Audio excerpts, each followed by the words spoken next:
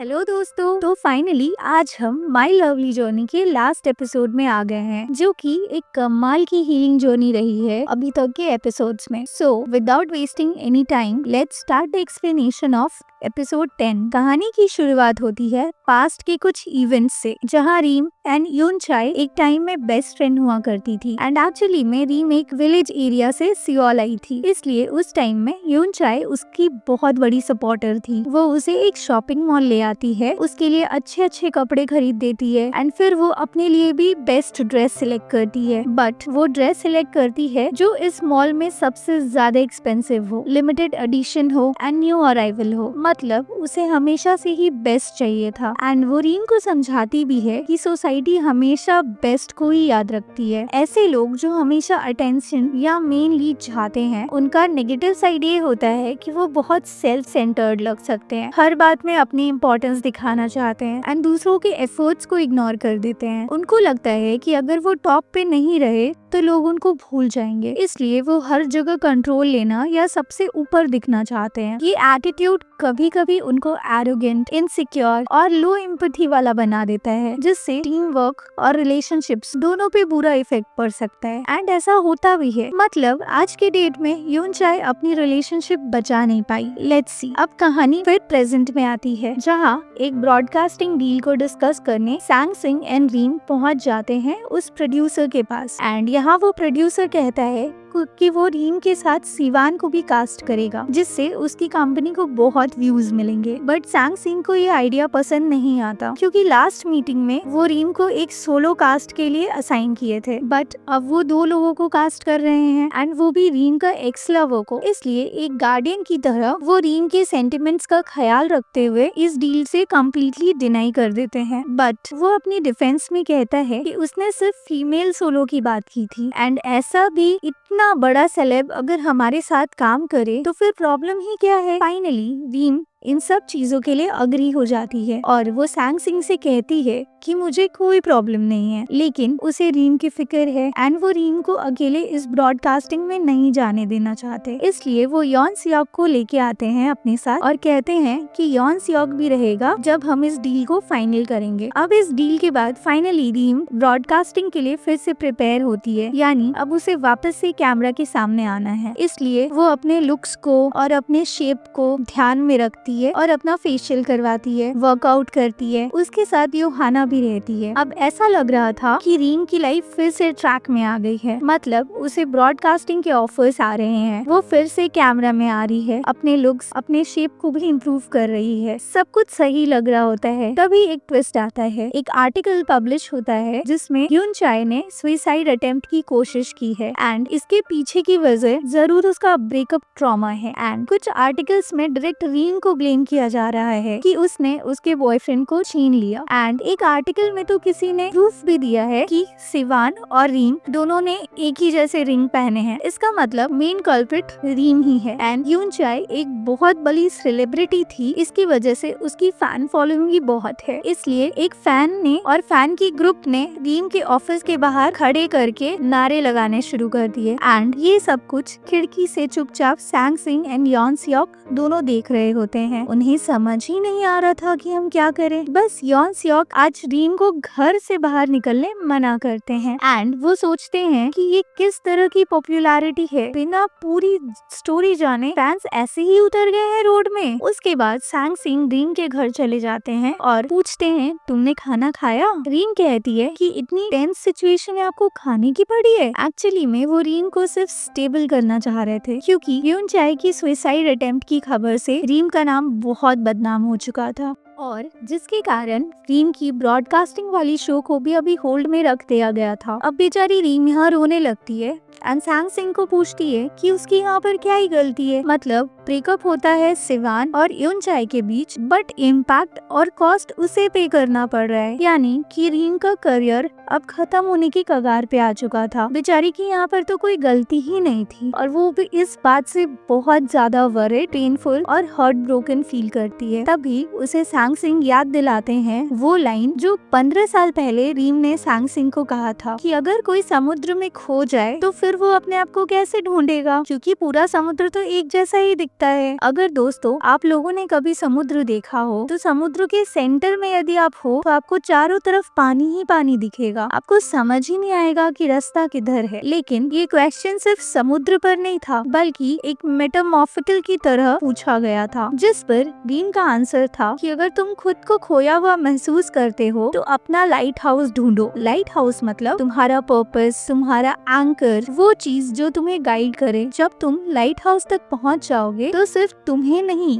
बल्कि दूसरे लोग भी तुम तक पहुंच जाएंगे। सैंग सिंह का सवाल था, और अगर लाइट हाउस ही ना मिले तो तब क्या? रीन का जवाब था, समुद्र में दो तरह के टाइड होते हैं, एक हाई टाइड, एक लो टाइड। हाई टाइड के दौरान पानी सब कुछ छुपा देता है, इसलिए लाइट हाउस दिखाई ही नहीं देता। लेकिन टाइड कभी हमेशा हाई नहीं रहता। जैसे ही लो टाइड आता है लाइट हाउस अपने आप सामने आ जाता है। मतलब रास्ते हमेशा होते हैं, बस कभी कभी हमें पेशेंस से वेट करना पड़ता है जब तक तूफान या हाई टाइड खत्म ना हो जाए। यानी दोस्तों जिंदगी में कंफ्यूजन और स्ट्रगल्स हाई टाइड जैसे हैं, वो आपका रास्ता टेम्पररीली ब्लॉक कर देते हैं। लाइट हाउस आपके गोल्स, वैल्यूज या इनर क्लैरिटी का सिंबल है। चाहे तुम्हें उस वक्त कुछ भी ना समझ आए, इसका मतलब ये नहीं कि रास्ता है ही नहीं, सिर्फ टाइड के उतरने का वेट करो, क्लैरिटी जरूर आएगी। ये सारी बातें मैंने आप लोगों को एपिसोड 2 में भी समझाई थी एंड ये सेम चीज आज सैंग सिंह रीन को समझा रहे हैं। मुझे पूरे एपिसोड सीरीज में सैंग सिंह का कैरेक्टर कमाल का लगा। ही इज अ मैन जिन्होंने लाइफ के बहुत सारे स्टॉर्म्स फेस किए हैं, बॉक्सर और मैनेजर दोनों रहे हैं और एंटरटेनमेंट इंडस्ट्री की टफ रियलिटीज झेल कर और भी स्ट्रॉन्ग बने हैं। अपनी बेटी की मौत को देखना, अपने रिलेशनशिप को टूटे हुए देखना, फिर भी हमेशा एक हाई स्पिरिट रहा है उनमें, एक स्माइलिंग फेस रहा है और हमेशा रीन को प्रोटेक्ट किए हैं इमोशनली एंड मेंटली। एंड वो कहते हैं कि 15 साल पहले वो भी गुम हो गए थे, लेकिन रीन उन्हें एज अ लाइट हाउस मिली और वो आज बहुत खुश है रीन को पाकर। अब रीन थोड़ा स्टेबल फील करती है एंड थोड़ी ड्रिवन भी। अब सैंग सिंह कहते हैं, अब मैं क्या करूं, मेरे लिए अब सारे रास्ते बंद हो गए हैं। सैंग सिंह फिर कहते हैं, डोंट वरी, रास्ते हमेशा रहते हैं, बस हाई टाइड के जाने का वेट करो। कुछ फ्लावर्स अपने सीजन में ही ग्रो करते हैं, हर चीज का अपना एक समय होता है, पेशेंस रखो, रास्ते मिलेंगे। अब इस इमोशनल मोमेंट के बाद रीन यूनचाए से हॉस्पिटल मिलने चली जाती है। यहाँ मुझे लगा था कि इन दोनों के बीच काफी लड़ाई झगड़े होंगे, बट ऐसा नहीं होता। बहुत सेंसिबल तरीके से ये लोग बातें करते हैं एंड पूरी बातचीत में रिलेशनशिप वाली बात तो आती ही नहीं है। और ऐसा हो भी क्यों ना, आखिर ये लोग एक टाइम में बेस्ट फ्रेंड्स रहे हैं। एंड यूनचाए रीन को कहती है, तुम तो अब एक सब्स्टिट्यूट ट्रैवलर बन गई हो, इसलिए वो रिक्वेस्ट करती है रीन को कि वो उन सारी जगह पर जाए जहाँ यूनचाए नहीं जा सकती, क्योंकि वो एक सेलिब्रिटी है और वो हर जगह सिक्योरिटी के बिना नहीं जा सकती। बट रीन तो कहीं भी जा सकती है। एक्चुअली वो एक स्टार थी एंड वो सब कुछ एक पेन के साथ कह रही थी। उसके भी कुछ शौक थे बट वो उन्हें पूरा नहीं कर सकती थी। लेकिन वो अपने दोस्त को अपने दिल की बात बताती है और वो तुरंत उसे लेकर एक मॉल में चली जाती है, लेकिन मास्क पहना के, ताकि कोई उसे पहचान न सके। और वहाँ उसके और उसके एक चाइल्डहुड फ्रेंड मिल जाते हैं। फिर वो लोग खूब मस्ती करते हैं, अपने लिए शॉपिंग करते हैं, मतलब एक अच्छा टाइम स्पेंड करते हैं जो उन्होंने खो दिया था, उसको दोबारा से जी रहे होते हैं। फिर एक रेस्टोरेंट में डिलीशियस खाना खाते हैं, मन पसंद जगह को एक्सप्लोर करते हैं एंड लास्टली एक टेरेस में आ जाते हैं जहाँ से पूरा सियोल दिखता है। और ये बचपन में यहाँ आया करते थे। अब यहाँ यूनचाए के बाद एक बहुत ही इम्पोर्टेंट बात बताती है कि जब वो छोटी थी तो उसे लगता था कि जब सारे लोग पहचानेंगे उसे तभी वो सक्सेसफुल कहलाएगी एंड तभी वो पूरे सियोल में राज करेगी। बट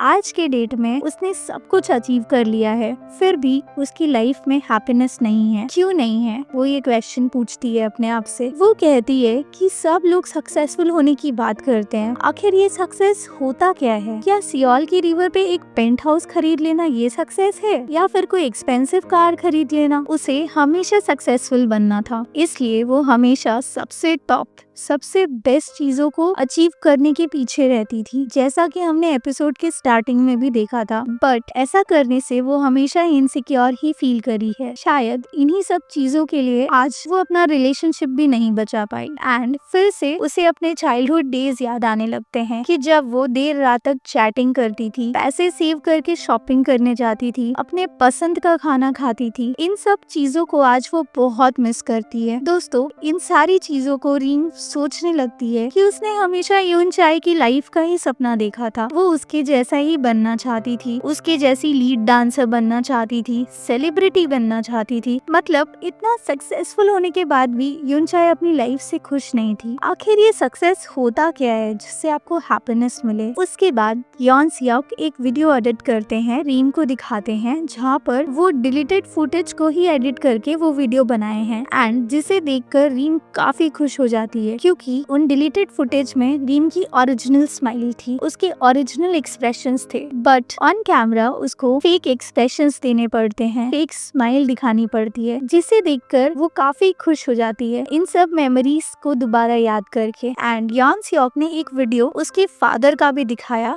जहाँ वो अपनी बेटी से इंस्पायर होके अपने हवाड़ों की फोटोज को अपलोड करते हैं, जिसे देखकर रीम टच्ड फील करती है। एंड वो डिसाइड कर चुकी थी कि अब उसे एक ब्रेक चाहिए, इसलिए वो अपना ट्रैवल शो कैंसिल कर देती है। एंड फाइनली इतने साल बाद वो अपने होम टाउन के लिए निकल जाती है, क्योंकि उसको सिर्फ सक्सेस नहीं चाहिए था, उसे हैप्पीनेस भी चाहिए थी। एंड इसी बीच सांग सिंह भी अपनी टीम में ये अनाउंस कर देते हैं कि उनकी कंपनी 1 महीने के लिए शट डाउन रहेगी। एंड वो अपने सारे टीम मेंबर्स को ट्रैवल करने की परमिशन देते हैं। एंड जितना भी खर्चा होगा वो कंपनी ही बियर करेगी। दोस्तों, मुझे उनका ये एंटरटेनमेंट कंपनी का सेटअप भी कमाल का लगा। मतलब उनका ऑफिस बहुत बड़ा है, सांग सिंह के लिए एक CEO वाली रूम भी है, और उनके रूम में वो बॉक्सिंग वाली बैग भी है। बट प्रॉफिट नहीं है, उल्टा वो लोग कर्ज में है। लेकिन फिर भी कंपनी चलती है फुल इंथुजियाज्म से, फुल स्पिरिट से। और यहाँ फाइनली इतने दिनों के बाद अपने पापा से रीम मिलती है। एंड शायद मुझे लगा कि ये सीरीज यहीं खत्म हो जाएगी, बट नहीं। वहाँ एक कुरियर लेटर आता है, जहाँ पर